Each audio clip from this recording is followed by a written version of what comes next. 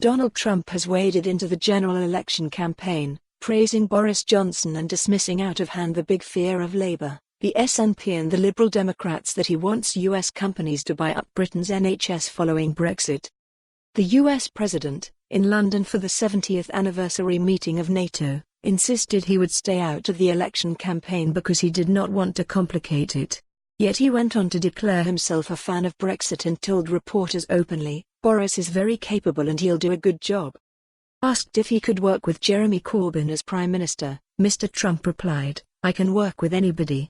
I'm a very easy person to work with."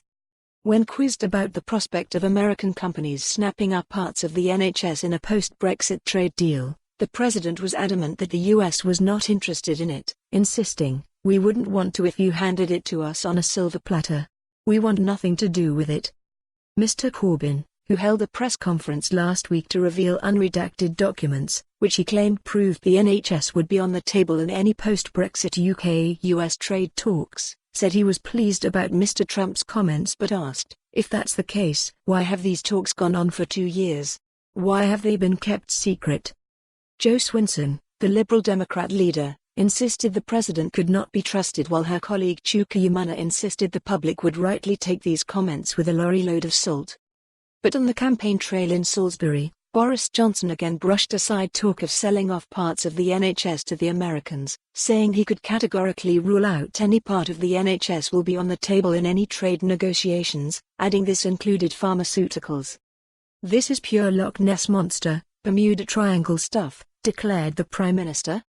Mr. Corbyn stressed that if he met Mr. Trump at the Buckingham Palace reception to mark the Nato anniversary yesterday evening, he would tell him, "I hope you'll understand how precious our national health service is, and in any future trade relationship with the USA none of our public services are on the table, none of our public services are for sale." Last night, hundreds of demonstrators, including NHS workers, gathered outside Buckingham Palace under the banner of "Trump, hands off our NHS" as police helicopters hovered overhead. Earlier, the Labour dismissed as utter nonsense questions raised over whether Russian disinformation was behind the release of the 451-page unredacted report on UK-US trade talks. Today, Downing Street and Tory HQ will wait nervously to see if the president wades deeper into British domestic politics, as he is due to hold a press conference following the NATO summit in Watford when he is bound to be asked questions about election issues. Party chiefs are also. For more on this story, visit the news article link.